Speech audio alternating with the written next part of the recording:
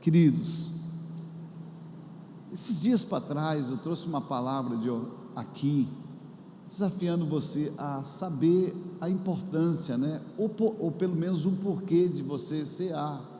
Eu falei muito claro: olha, você não pode ser aquela ideia da Maria vai com as outras, né? Só porque alguém faz, eu também faço. A gente não pode viver isso, né? A gente tem que saber o que nós estamos fazendo e por que estamos fazendo. Então eu falei muito claro da importância que é a ceia e por que você tomar a ceia. E hoje especificamente a gente vai falar mais sobre a ceia do Senhor. E eu queria então que você tivesse indo comigo para esse entendimento, porque quantos de nós temos assim esse entendimento que a ceia é do Senhor e não nossa? A gente precisa ter muito esse entendimento que a mesa que vai ser posta aqui para a gente, com esses elementos, né, que é o vinho e o pão e o vinho, são do Senhor, não é de homens, né? Então a ceia não é um ritual que a gente vai cumprir como se fosse algo que todo mês a gente tem que vir e fazer isso, e não pode ser algo meramente formal para nós, mas tem que verdadeiramente ser algo que vai acontecer de forma em que nós vamos ter esse entendimento da importância que é. Então nós precisamos carregar isso como marca dentro do nosso coração. E uma das coisas muito importantes é saber que a ceia é um momento em que a gente vai fazer um check-up, né? Assim como às vezes a gente vai fazer um check-up físico, e a gente precisa, né? A gente precisa desse check-up físico, apesar de que tem alguns que só vai no médico quando pifou, né? Aí quando pifou, aí é que ele vai recorrer para tentar ver se tem alguma coisa ainda a fazer. É importante que a gente tenha um check-up físico. Agora, gente, na ceia, a gente geralmente faz um check-up da vida da gente. Eu penso que na ceia é um momento onde a gente pode refletir e pensar como está a nossa vida. É muito importante a gente pensar nisso. Por quê? Porque de tempo em tempo é importante a gente dar uma olhada em cada área, como está a nossa vida. Eu mesmo assim, de vez em quando, paro para pensar mesmo assim, como está essas áreas na minha vida, né? Como está a minha área com Deus, meus relacionamentos com Deus? Como está a minha área na saúde? Como está a minha área na família? Como está os meus relacionamentos? Como está a minha área financeira? É importante que a gente possa fazer uma avaliação, como a gente tem vivido, né? Porque, gente, eu acredito muito que é muito importante a gente ter equilíbrio nas coisas. E incrível, porque equilíbrio, ele geralmente ele traz para nós uma sensibilidade, né, de pessoas resolvidas na vida, quando nós estamos equilibrados. Pessoas desequilibradas, geralmente elas são muito azedas. Já viu, percebeu como uma pessoa desequilibrada é difícil até da gente conviver junto com ela, porque ela é complicada, e existem pessoas com problema e tem pessoas problemáticas, né? Tem pessoas que é muito difícil de relacionamento. Então, essas pessoas azedas, elas geralmente carregam dentro de si coisas ruins. Conta-se uma história de uma senhora que entrou dentro do ônibus, e está lá ela, né, começando a falar mal da cidade, e começa a dizer: essa cidade é ruim, é muito quente, esse ônibus para demais, e começa a falar mal do motorista, fala mal de todas as coisas, e está todo mundo ali calado, ouvindo aquela senhora falar tanta coisa ali. De repente, ela para, né, ali no lugar onde ela ia descer. Quando ela vai descendo, o motorista: opa senhora, a senhora não vai pegar o que a senhora esqueceu aqui? E ela fica muito valente, braba: o que eu esqueci aí? Uma má impressão que a senhora deixou aqui dentro do ônibus. Pessoas azedas, geralmente elas carregam dentro de si algo que vai causar uma má impressão, em todos os lugares que elas chegarem. Então, por isso é importante a gente fazer check-ups na nossa vida, talvez fazendo uma avaliação. Como está a sua vida, a sua saúde, como está a sua vida com Deus, como está a sua família, seus relacionamentos. É muito importante. Relacionamento é muito importante, gente. Relacionamento é muito importante. Olha, eu quero checar com você hoje pelo menos 3 áreas muito importantes, que eu creio que com certeza a gente precisa avaliar muito isso. Primeira área que eu acredito ser muito importante: como está a sua vida com Deus? A gente precisa fazer um check-up mesmo. Como eu tenho me relacionado com Deus? Como você tem vivido a sua vida? Qual é o nível de intimidade que você tem com Deus? Olha só o que a Bíblia diz aí em Mateus 6,33: busque, pois, em primeiro lugar o reino de Deus e sua justiça, e todas as outras coisas vos serão acrescentadas. É muito importante a gente ter relacionamento com Deus, gente. Olha, deixa eu falar uma coisa para você entender isso. Relacionamento com Deus é muito mais do que só conhecer, é ter intimidade, tá? A ideia é mais ou menos assim. Pastor Ricardo, por gentileza, vem aqui à frente só um pouquinho. Eu posso até dar um bom dia para o pastor Ricardo. Bom dia, que bênção. Agora, uma coisa é eu só conhecer o pastor Ricardo, outra coisa é eu saber o nome dele, é saber o que ele gosta. Está vendo? Isso é intimidade. Isso é intimidade. Intimidade está muito mais do que só conhecimento, gente. Olha, a Bíblia diz assim, algo muito fantástico. O próprio Jó dizendo assim: eu antigamente, Senhor, só te conhecia de ouvir falar, mas agora os meus olhos te veem, porque tinha intimidade. Intimidade é relacionamento, é mais do que só eu conhecer o nome da pessoa, é muito mais do que isso. Obrigado, pastor. Está vendo? É importante que a gente possa perceber isso na nossa vida, gente. É muito gostoso ter intimidade com Deus. E como a gente vai cavar essa intimidade? Através do nosso tempo a sós com Deus, relacionamento. A gente pode ter intimidade de forma coletiva, junto com outras pessoas, com Deus, conhecendo, como a gente faz aqui, mas para crescimento de vida, precisa ter esse tempo de intimidade ali no secreto, com o próprio Senhor, ouvindo a voz do Senhor. Você tanto falando para Deus aquilo que você possa falar, precisa falar, como também você tem que parar para poder ouvir. Tem muita gente que fala, já viu aquelas pessoas que vão para a oração e fala, eu fico imaginando Deus assim, esperando assim, que momento é que Ele vai parar para me ouvir, porque a gente fala tantas coisas, mas Deus está querendo talvez que você pare, acalma a sua alma e diz assim: Senhor, fala comigo, porque não é no muito falar que a gente vai ser ouvido, mas é quando a gente para ouvir a voz de Deus. Quantos estão comigo aqui?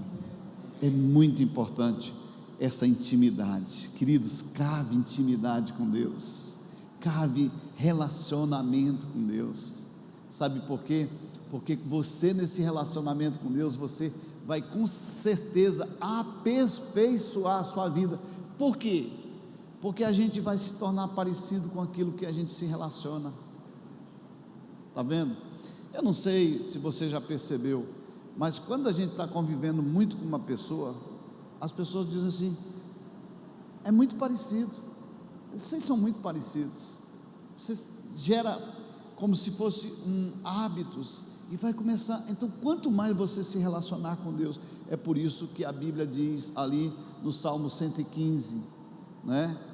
Tem boca, mas não fala, tem pé, mas não anda, tem olhos, mas não vê. Quem, infelizmente, né?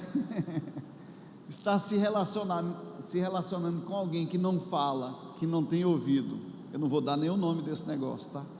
Mas eu acho que você já entendeu. Com certeza vai se tornar semelhante a essa pessoa. Mas se você se relacionar com um ser que tem vida, que fala, que ouve, que anda, que se movimenta, você vai ter vida. Isso vai mudar a sua história, querido, vai mudar a sua vida. Amém? Só que a gente vai começar a gerar relacionamentos com Deus, e aí a gente também tem outras áreas da nossa vida que a gente precisa se relacionar. E a pergunta é, como check-up hoje: como está a sua vida familiar? Como está a sua vida em relacionamento? Geralmente, quando a gente pensa em vida familiar, a gente só pensa ali só esposo, esposa, mas tem uma amplitude maior, porque também vem para os relacionamentos pai, filho, filho, pai, e é muito importante isso. Mas especificamente eu quero trazer a você um entendimento aqui, em 1 Pedro capítulo 3, verso 1 e 7, porque esse é o texto que Deus colocou no meu coração para falar com vocês sobre vida familiar hoje, e eu acredito que seja muito importante para nós. A Bíblia vai dizer aí assim: do mesmo modo, mulheres, sujeite-se cada uma ao seu marido, a fim de que, se ele não obedece à palavra, seja ganho sem palavras, pelo procedimento de sua mulher. E assim, da mesma forma que é para a mulher, é para o homem, tá? Porque às vezes a gente quer botar essa conta para as mulheres, né? Mas na verdade a responsabilidade aí é para o homem e para a mulher, tá? Se a mulher não foi ganha, ou melhor, não obedece à palavra, o homem que ama o Senhor também, ele pode viver do mesmo modo, tá? Então, aqui o que a Bíblia está dizendo assim, é que no caso das mulheres que estão vivendo a palavra, para ganhar o seu esposo pelo seu procedimento, ou seja, pelo procedimento de sua mulher, observando a conduta honesta e respeitosa de vocês. A beleza de vocês não deve estar nos enfeites exteriores, como cabelos trançados e joias de ouro ou roupas finas.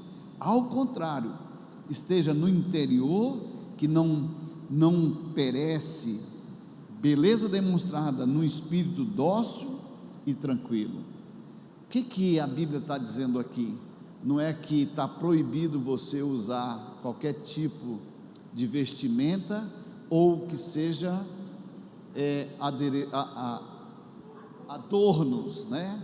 Não é que a Bíblia está condenando isso, mas ela está dizendo assim: se você usa o adorno, e isso te leva a querer causar mais impressão pelo que você tem exterior, e não daquilo que você tem interior, está errado. Ou seja, a sua vida, pelo princípio da palavra aqui, tá? Tanto para nós, homens e mulheres, precisa ser demonstrado num estilo dócil e tranquilo, o que é de grande valor para com Deus. E ele continua dizendo assim: pois era assim que também costumava adornar-se as santas mulheres do passado, cuja esperança estava em Deus. Elas se sujeitavam cada uma ao seu marido, como Sara, que obedeceu a Abraão, chamando ela de Senhor. É por isso que lá em casa, de vez em quando, eu peço para Cardene: me chama de Senhor, Fábio. Brincadeira, tá? Mas a Bíblia está dizendo isso, né? A questão da honra. E ela diz assim: olha, agora olha só, delas vocês serão filhas se praticarem o bem e não derem lugar ao medo. do mesmo modo, vocês maridos, aí o negócio começa agora a apertar para nós os esposos, né? Os maridos, diz assim, da mesma forma vós maridos, sejam sábios no convívio com sua mulher e tratem-a com honra, como parte mais frágil e coerdeira do dom da graça da vida, de forma que não sejam interrompidas as suas orações. Qual que é o resultado de organizar essa área da sua vida? É que as suas orações, preste bem atenção nesse detalhe, é que as suas orações, pode voltar lá para mim por gentileza, é que as suas orações, elas jamais serão interrompidas se nós estivermos vivendo no padrão daquilo que Deus estabeleceu. Se puder voltar em 1 Pedro 3, só na parte 7 lá, ótimo, ok? Então, olha só, as suas orações, elas jamais serão interrompidas. O que é que significa isso aqui, gente? É que se nós não estivermos andando de acordo, presta bem atenção nesse detalhe, se nós não estivermos andando nesse acordo ajustado, é por isso que é muito importante que o casal tenha unidade. As orações podem não passar do teto. Meu Deus do céu, que coisa complicada, né? Às vezes você está orando, vem Senhor, manifesta, faz milagre e tudo, mas o relacionamento ferido vai provocar uma dificuldade nas orações. Orações ajustadas de um casal. Hoje mesmo pela manhã nós estávamos orando, né? De mãos dadas, rindo, alegres, felizes. Por quê? Porque nós sabemos que as nossas orações não serão interrompidas, porque a gente está buscando viver esse relacionamento onde nós estamos cuidando um do outro, eu querendo levantar hoje logo pela manhã para fazer uma graça, né? Para fazer o café logo cedo, aleluia. Afinal de contas a gente tem que depositar, senão você não senão você não vai sacar nunca, né? Então, investimento. Mas por que a gente tem esse entendimento? Porque a gente sabe da importância que é a família, gente. Como é importante a família. A gente precisa destruir toda a estrutura que está tentando vir contra a família. Essa coisa de que a mulher agora é aquela, não que a gente jamais, não é isso, nunca é esse o objetivo nosso, de paralisar pessoas, porque a gente sabe que hoje existe um parâmetro, não é? Diante de Deus.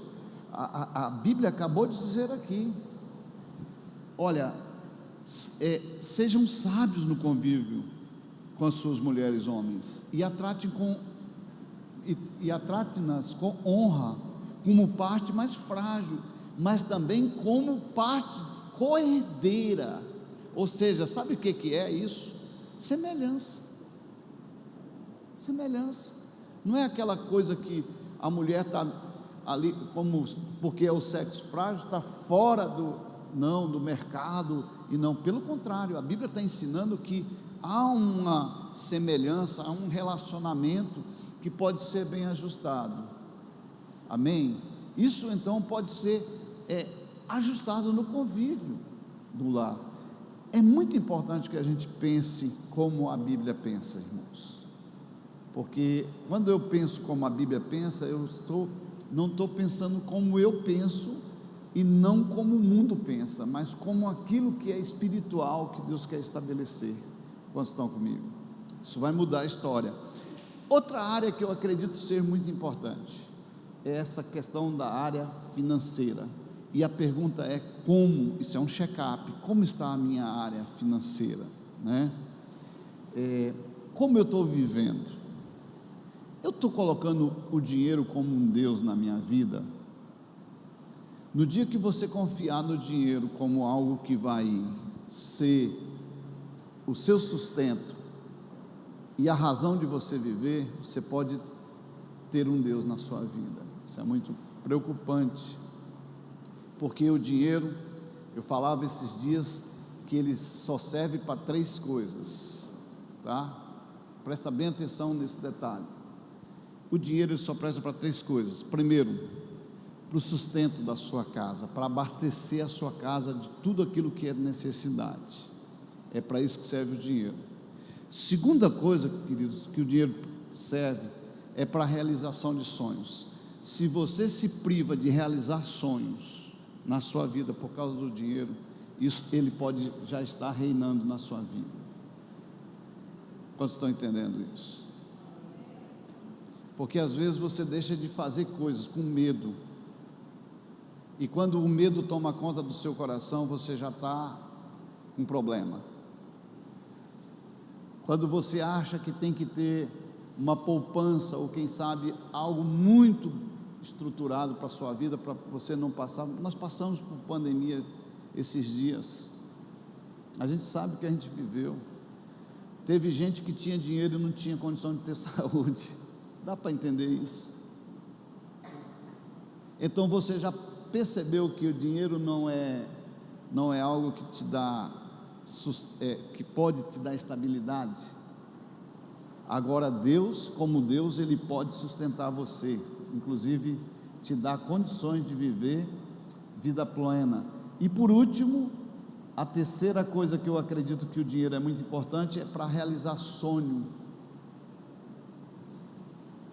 ou para melhor, terceira coisa que o dinheiro é muito importante é para socorrer pessoas dos seus relacionamentos, das suas amizades, e algumas situações que possivelmente você vai poder ajudar.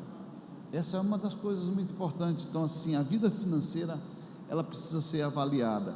Olha o que a Bíblia diz sobre a vida financeira. Lucas capítulo 12, verso 13 a 21. Vamos ler lá juntos.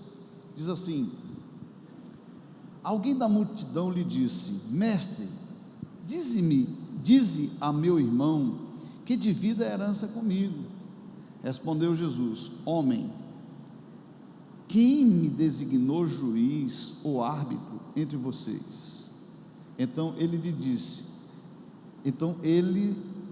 lhes disse: cuidado, fiquem de sobreaviso contra todo tipo de ganância. A vida de um homem não consiste na quantidade dos seus bens. Então lhes contou esta parábola: a terra de um certo homem rico produziu muito. Ele pensou consigo mesmo: o que vou fazer? Não tenho onde armazenar minha colheita. Então disse: já sei o que vou fazer. Ele pensa no seu próprio íntimo: vou derrubar os meus celeiros e construir outros maiores, e ali guardarei toda a minha safra e todos os meus bens. E direi a mim mesmo: você tem grande quantidade de bens armazenados para muitos anos. Descanse, coma, beba e se alegre. Contudo, Deus lhe disse: insensato, esta mesma noite a sua vida será exigida. Então, quem ficará com o que você preparou? Assim acontece com quem guarda para si riquezas, mas não é rico para com Deus. Isso é muito sério. Essa é um retrato de alguém que está vivendo para si mesmo, ou seja, ele acabou pegando a riqueza para que ele pudesse se sustentar nas convicções ou naquilo que ele acha que é segurança. Esse homem, ele é chamado na Bíblia de insensato, de alguém que não entendeu ainda a importância que Deus, porque Deus tem dado a riqueza a alguns homens. Tem alguns homens que Deus deu o dom da riqueza, incrível. A Bíblia fala sobre o dom de Cristo, o dom do Espírito Santo e o dom da riqueza, dom de Deus. E o dom de Deus, ele estabelece sobre as nossas vidas, inclusive esse dom, que é o dom da riqueza. Alguns vão ficarem muito prósperos e vão ser muito abençoados. Agora, qual a razão da prosperidade na nossa vida? Por que Deus vai te abençoar tanto e vai te abastecer de tantas bênçãos? Será que é para você viver, é só para o seu benefício próprio? Ou será que Deus quer usar a sua vida para abençoar tantas outras pessoas que precisam? Quantos estão entendendo isso? Isso é muito sério. Sabe, uma das coisas que as pessoas ainda não entenderam, muito forte isso que eu vou falar, elas não entenderam ainda a importância da fidelidade para com Deus, que seria os 10%, que Deus não exige, tá? Deus não exige. Deus só diz assim: se você entender, aqui é o primeiro teste, se você confia em Deus ou se você confia na riqueza. É quando você se desprende e diz assim: eu abro mão desses 10, porque afinal de contas você tem 90%. Só que tem alguém que exige de você. Quem é? Pensa aí. Alguém que chega para você e exige: você tem que dar pelo menos 27%. É?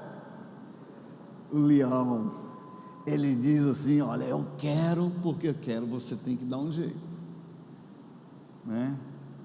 Então, essa não é a exigência de Deus, mas ele diz assim: provai-me nisso, provai-me nisto.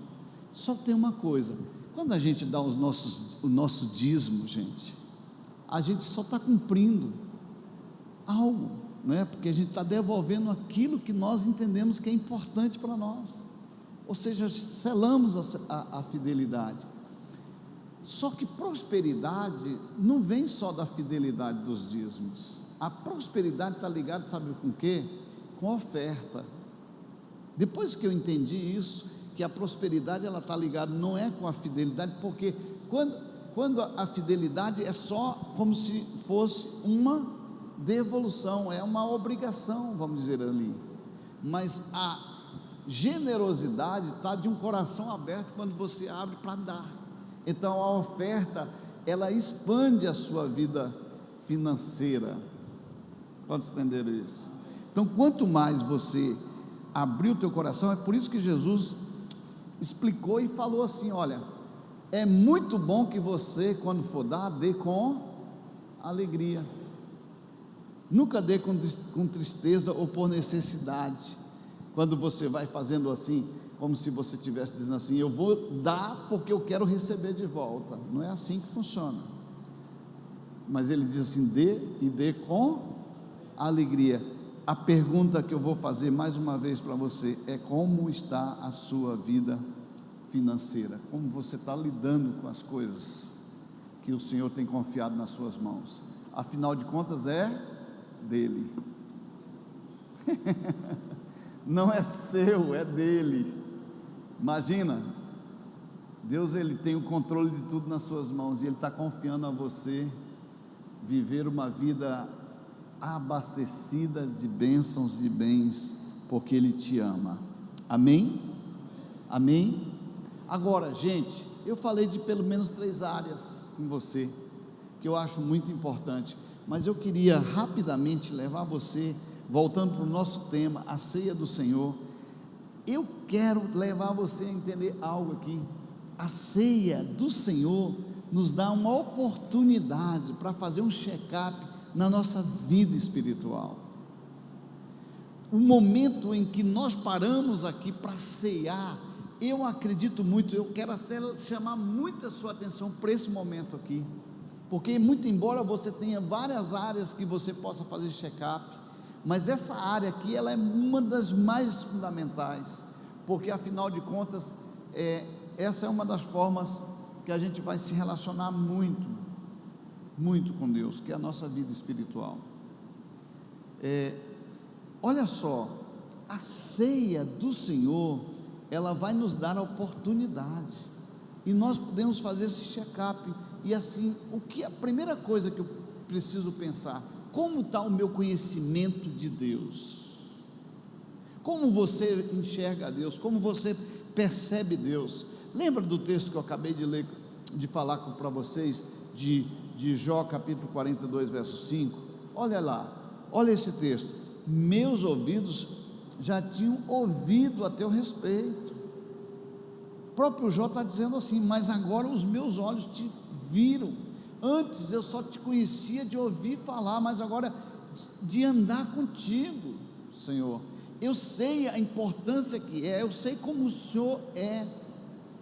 Eu acredito muito nisso, gente. Nós somos chamados para ser amigos de Deus. A Bíblia diz que existiam homens na Bíblia que se tornaram amigos de Deus. Abraão foi um amigo de Deus. Enoque se tornou um grande amigo de Deus, ao ponto de ser arrebatado, né? A história diz que Enoque se relacionou tanto com Deus, que Deus falou assim: eu preciso ter esse homem perto de mim.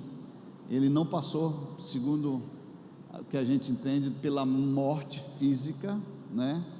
Foi levado aos céus. Meu Deus, imagina isso. De repente você está se relacionando tanto com Deus e você vai ser arrebatado. Então nós precisamos entender esse princípio de Deus, o que Deus quer que a gente viva, né? Então nosso chamado é ser amigo de Deus, mas vai muito mais além, né? A ceia tem uma oportunidade de nos levar a relembrar de algo muito fantástico, que é a morte do nosso Senhor, a razão porque Ele pagou o preço ali na cruz. Você entende qual foi a razão porque Ele pagou o preço ali na cruz? Por que Jesus foi lá e foi pendurado no madeiro? Você entende da razão mesmo, pela essa circunstância que Ele passou? Por que Ele fez isso? Qual é o preço disso? Então assim, quando a gente fala de fazer um check-up na vida espiritual, essa coisa de conhecer Deus, é saber o porquê que Deus existe, as razões por que nós estamos aqui. Eu fico pensando assim, que tem algumas perguntas muito que a gente precisa responder para nós mesmos. Por que eu nasci? Por que eu estou na terra? Qual a razão que você está aqui? Para onde você vai depois da morte? Qual é o teu futuro? Onde você vai passar a sua eternidade? A gente precisa responder isso para nós mesmos, porque se nós não entendermos isso, gente, a gente está simplesmente passando na terra. É por isso que é importante que eu, entendendo isso, eu tenha essa vida com Deus de relacionamento. Os discípulos, eles tiveram o cuidado de manter uma experiência poderosa ali na célula, uma experiência viva da ceia. Em Atos 2, verso 42, a Bíblia vai dizer assim: eles se dedicavam ao ensino dos apóstolos e à comunhão e o partir do pão. Os discípulos, eles estavam ali como igreja. Quando nós partimos para esse entendimento aqui, entendemos espiritualmente a importância da comunhão, do partir do pão, né? De andar debaixo do ensino da verdade. Nós estamos sendo igreja de verdade, de fato, conforme o Senhor quer que a gente cumpra. E Paulo depois ele ensina a igreja que a ceia vai nos ajudar a ver, né, a vir também para essa restauração. Ele está dizendo assim, olha, em 1 Coríntios 11, 28, olha o que Paulo vai dizendo lá, diz assim: examine-se cada um a si mesmo, e então coma do pão e beba do cálice. O Paulo não está dizendo, proibindo ninguém de tomar, de comer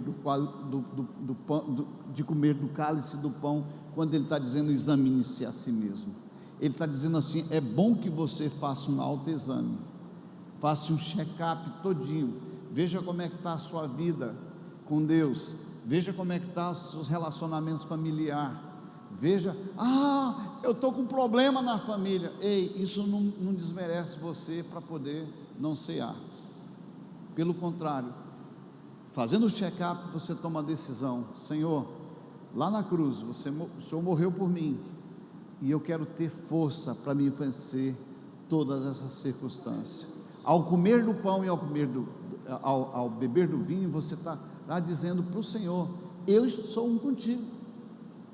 Ele também está dizendo assim: eu sou um contigo, força e autoridade eu vou dar na sua vida, eu vou derramar sobre você.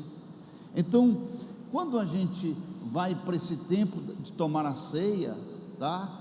Que você precisa fazer esse autoexame aqui, queridos, é onde nós vamos descobrir como nós devemos andar, ok? Aqui é que nós vamos descobrir como nós devemos andar. Então, olha só, quando ele está dizendo assim, para nós, fazer um autoexame, né? Quando a gente vai para um autoexame, né? A gente vai ver tudo aquilo que porventura esteja encoberto aos nossos olhos, né? Os médicos que estão aqui podem garantir isso. Quando tu pega um exame, tu vai no mais profundo ali, né? Poxa, olha, você está com anemia, às vezes você nem está, você está só tendo alguns sintomas, mas só vai saber a quantidade de anemia que você tem depois que você fizer um exame, né? E aqueles que já estão ali vamos dizer assim, já no nível máximo, vai ter que correr e dizer: meu Deus, é bom que você não chegue nisso, porque tem gente que quebra relacionamentos. Gente, relacionamento é muito importante. Lembra daquela mulher lá do milagre do azeite? Que o profeta diz assim, ela estava toda endividada, né? E o profeta diz para ela assim: vai lá na sua casa, chega lá, você pega as vasilhas, e você vai pedir emprestado vasilhas, e vai levar para sua casa, e vai derramar a botija de azeite que você tem lá, e vai haver um grande milagre. Eu fico imaginando essa mulher mandando os seus filhos ir na casa das vizinhas, pedir alguma coisa. Eu vim buscar, a mamãe mandou eu vim buscar aqui uma vasilha. Mas ontem sua mãe estava brigada comigo aqui, como é que ela quer vasilha, né? Ontem, então, gente, eu até falo assim: nunca saia de lugares quebrando a porta ou fechando porta para as pessoas. Nunca faça isso. Seja pessoa de relacionamento. Mesmo que a gente às vezes tenha uma luta ou uma dificuldade com alguém, seja o que for, não quebre princípios, porque isso é muito ruim e pode ter dificuldade. Então, veja quais são áreas na sua vida que você precisa fazer conserto. A gente precisa entender que Jesus, ele foi um exemplo, né? Muito poderoso, que ele fez o sacrifício total por nós. Por sinal, deixa eu te dar uma luz sobre essa coisa do sacrifício. Eu estava pensando esses dias, eu e a pastora Karine andando, né? E nós conversando sobre essa palavra, e veio no nosso coração esse entendimento, né? Que a ceia, ela é uma configuração daquilo que era antigamente lá. Só que há um diferencial, que hoje o nosso sacrifício já foi imolado, mas lá no Velho Testamento era assim, anualmente, tá? Anualmente eu ia com as minhas oferendas para fazer o meu sacrifício, e dali eu fazia um check-up, sabia quais eram os erros, eu ia levando todos os meus animais para poder pagar o preço, e dali eu saía livre, por causa do derramamento de sangue daqueles animais. Hoje, os nossos check-ups, tá? E eu estou falando isso, que nós fazemos aqui como igreja pelo menos uma vez por mês, mas isso tem que ser diário, talvez semanalmente, tá? Você pode tomar a ceia se você quiser todos os dias na sua casa, ok? Naquele momento de oração onde você vai fazer, relembrar todas as coisas, mas eu estou falando muito assim da importância que é a ceia, de nós estarmos sentados em unidade como igreja, tá? E aqui esse sacrifício, olha só, era feito assim, quando eles derramavam o sangue do animal, aspergia, fazia todo o processo, ali a pessoa voltava para casa resolvida. Muita gente vem aqui, e é isso que eu quero falar, toma a ceia e ainda sai para casa como se estivesse devendo alguma coisa. Ou você crê em quem te remiu, ou então não é bom que você tome a ceia. É por isso que a gente tem que ter o entendimento do porquê, né? Então, quando eu chego para diante de Deus e digo assim: o Senhor foi o suficiente, eu tenho que ter fé. Olha só o que eu vou falar para você, querido. Você tem que ter fé que o Senhor perdoou os teus pecados, porque eu estou vendo gente às vezes vindo com um pecado que ele já confessou, e parece que Jesus não é suficiente para perdoar o pecado, sendo que a Bíblia diz assim: se confessarmos os nossos pecados, Ele é fiel e justo para nos perdoar os pecados, nos purificar de toda injustiça. E tem gente que fica carregando o mesmo pecado durante anos e anos, como se Deus parece que não tivesse perdoado ele. Fé, ela serve para várias coisas, e dos princípios da fé é para você receber salvação. A salvação, ela é pela fé, quando você declara. E a confissão do teu pecado, quando você declara também, você tem que ter fé suficiente para dizer assim: Deus perdoou esse pecado, acabou, todo escrito de dívida que era contra mim já foi rasgado. Quantos estão comigo? Então tome posse dessa verdade, para que você possa, ao tomar a ceia, não saia daqui como um devedor, a diferença é que muita gente está carregando ainda isso. Por isso, quando você vem para a ceia, nós estamos vindo para relembrar de coisas que Deus possivelmente fez na nossa vida. Eu, pelo menos, quando eu venho aqui para a ceia, que eu estou tomando ali o cálice, eu fico relembrando de tantas coisas maravilhosas que Deus já fez para mim. Ele me resgatou. Quantos milagres você pode contar de coisas que Deus fez na sua vida esse ano? Tem algum milagre que Deus fez na sua vida esse ano, essa semana, esse dia? Tem algum milagre que você pode relembrar? Talvez você precisa reativar ali a ceia.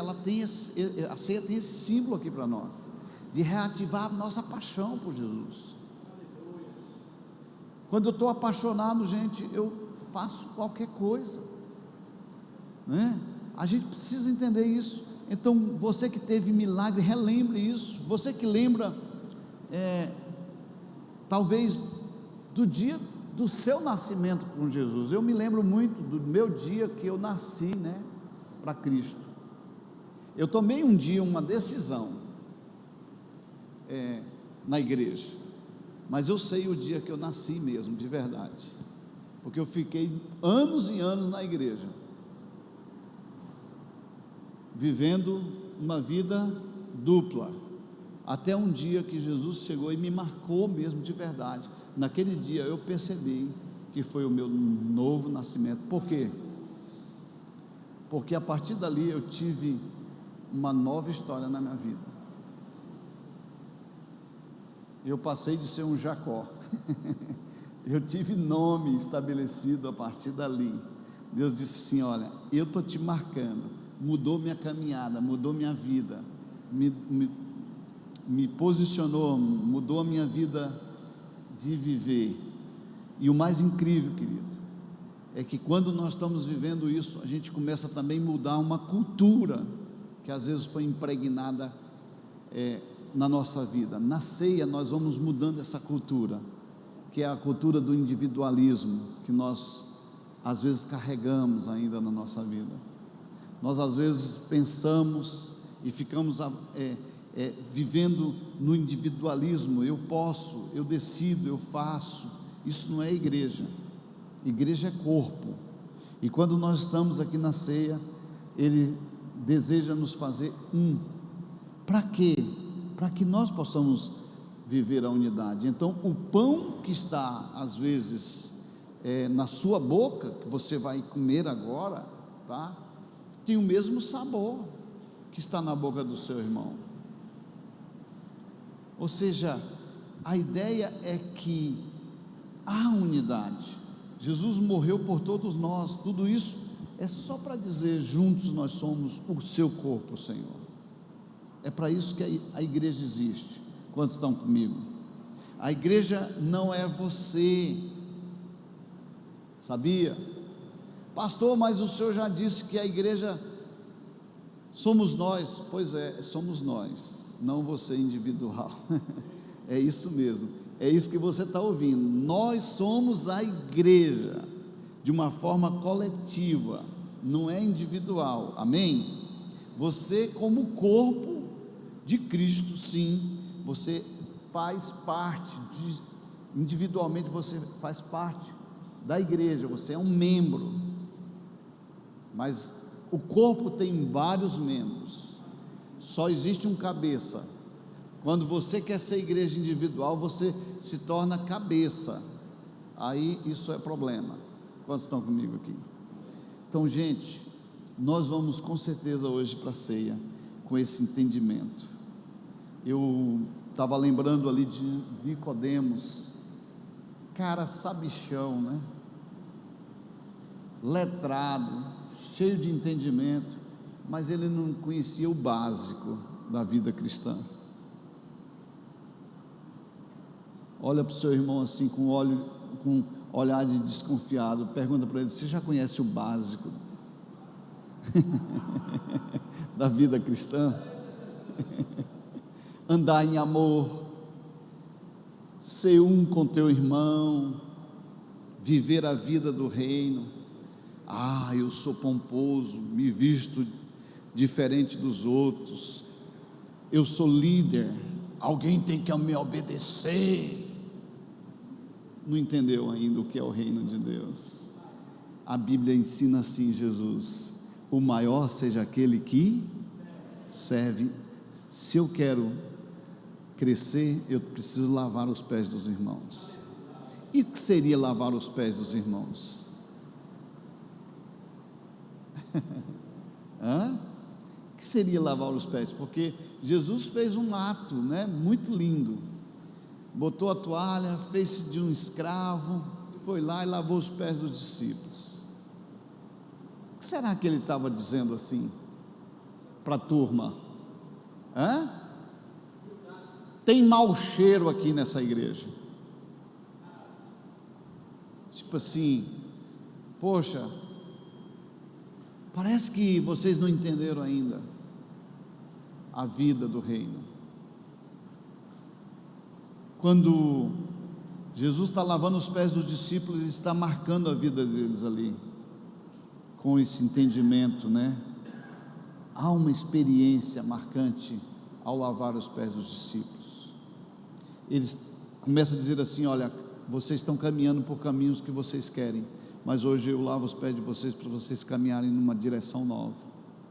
Mudem a história da vida de vocês, andem em cima de princípios. E incrível como a gente precisa entender isso.